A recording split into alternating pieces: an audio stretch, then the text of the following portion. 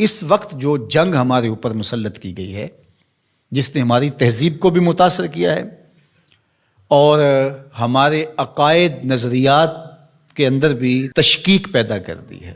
ویسے تو ایک زمانے میں اتنے بڑے بڑے حملے تھے، یہ معتزلہ کا حملہ کوئی چھوٹا حملہ نہیں تھا۔ 3 بادشاہتیں ان کے زیر اثر رہی ہیں۔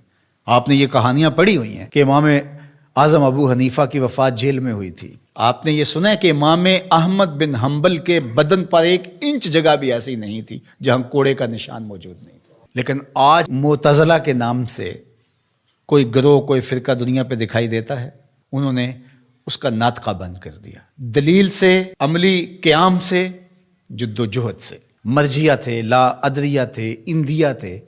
اب آپ کو یہ غیر مانوس لفظ لگ رہے ہوں گے، کیا قدریہ، کیا جبریہ، کیا معتزلہ۔ ایک زمانے میں ان کا طوطی بولتا تھا، باطنیوں کا طوطی بولتا تھا، کرامتہ کا طوطی بولتا تھا۔ یہ اتنے غالب آگے تھے کرامتی کہ طاہر کرامتی نے کعبۃ اللہ سے حجر اسود کو نکال لیا اور کئی سال تک کعبۃ اللہ بغیر حجر اسود کے رہا۔ لیکن وہ زمانہ تھا کہ پھر بھی لوگوں نے قربانیاں دی، لوگوں نے علمی محاکمے کیے، علماء نے تدبیریں کی، سلاطین اسلام کھڑے ہوئے اور مقابلہ کر کے اسلام کی اس قوت رفتہ کو بحال کیا۔ اس وقت جو سب سے بڑا حملہ ہمارے اوپر ہے وہ لادینیت کا حملہ ہے، الحاد جدید کا حملہ ہے۔ اس وقت دنیا کی لادین قوتیں الکفر ملت واحدہ کی شکل کے اندر کھربوں روپے خرچ کر رہے ہیں کہ مسلمانوں کو کافر تو نہیں بنایا جا سکتا، لیکن ان کو تشکیک میں مبتلا کر دیا جائے، ان کو مسلمان بھی نہ رہنے دیا جائے،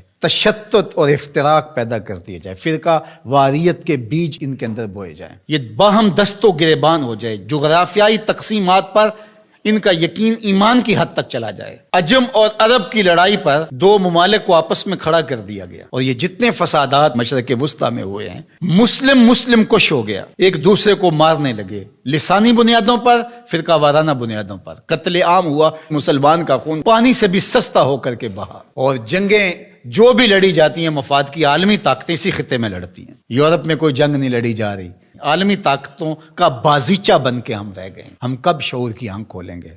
کب ہم بالغ ہوں گے؟ کب بڑے ہوں گے؟ اور اس وقت الحاد جدید کا فتنہ جو ہے وہ سر چڑھ کے بول رہا ہے، اور ان کا سب سے بڑا واز اقلیت پسندی کا نعرہ لگاتے ہیں کہ جو چیز ہے جی اس کو عقل ہی نہیں مانتی تو ہم کس طرح تسلیم کریں۔ اور اس میں سب سے بڑا حملہ جو ان کا معجزے پر ہے، جو کہتے ہیں کہ معجزہ جو ہے یہ نہیں ہوتا، وہی پر حملہ ہے۔ چونکہ یہ بنیادوں کو ڈھا دیا جائے گا تو عمارت خود بخود گر جائے گی نیچے۔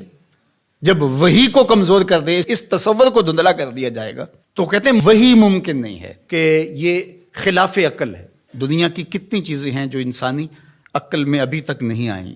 آج سائنس اور ٹیکنالوجی کی سلطنت ہے پوری دنیا کے اوپر، اور اس کے ذریعے سے آپ کہتے ہیں جی بس آج تو جو تجربات کی روشنی میں چیز حاصل ہوگی اسی کو مانیں گے، اور اس کے علاوہ جو سمجھدار ہے، پڑھا لکھا شخص ہے، دانشور ہے، وہ کس طرح اس کو مان سکتا ہے جو عقل انسانی میں یہ چیز نہیں آتی ہے؟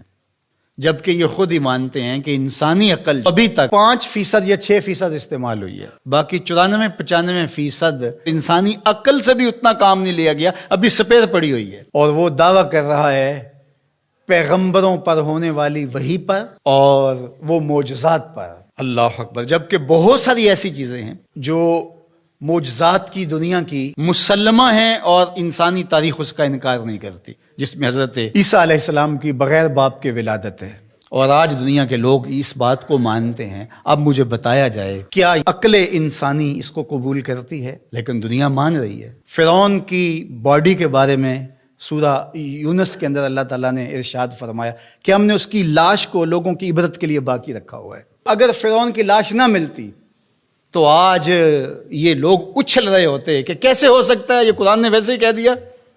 اس پہ شور و غل، یہ 2 نمبر جعلی دانشور، وہ کہتے عقلیت تسلیم نہیں کرتی، عقل نہیں مانتی، لہٰذا ہم نہیں مانتے کہ فرعون کی باڈی محفوظ ہوگی۔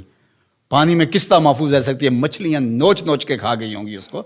یہ کٹھ ملا، یہ پرانے لوگ یہ کیا کہانیاں بیان کر رہے ہیں؟ کیسے ہو سکتا ہے؟ قرآن کے نزول سے 2000 سال پہلے کا واقعہ تھا، اور پھر نزول کے بعد 1250-1300 سال تک یہ سلسلہ باقی رہا۔ تشکک، عقلیت پسندی کے بخیوں جڑ کے رکھ دیتی ہیں یہ چیزیں اگر غور کیا جائے۔ تو کہتے ہیں کہ یہ ممکن نہیں ہے. تو معراج کے واقعہ کا انکار بھی اس لیے کیا جاتا ہے. معجزہ ایک زندہ حقیقت ہے، اور میرے اور آپ کے آقا و مولا کا سب سے بڑا معجزہ قرآن ہے، اور دوسرا بڑا معجزہ جو میرے حضور کو دیا گیا وہ معجزہ معراج ہے. اب عقل انسانی مانتی ہے یا نہیں مانتی ہے، لیکن میرے حضور وہاں سے ہو کر آئے ہیں جہاں کسی کا تصور بھی نہیں آ سکتا.